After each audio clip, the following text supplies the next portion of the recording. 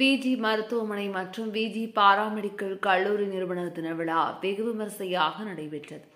கோவை விஜி மருத்துவமனை மற்றும் விஜி பாராமெடிக்கல் கல்லூரி நிறுவனர் தின விழா ஐஎம்கே அரங்கில் நடைபெற்றது.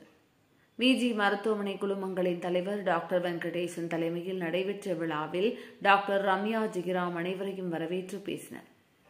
நிகழ்ச்சியில் சிறப்பு விருந்தினராக தமிழ்நாடு வேளாண்மை பல்கலைக்கழக துணைவேந்தர் டாக்டர் கீதாலட்சுமி கலந்து கொண்டு பேசினார்.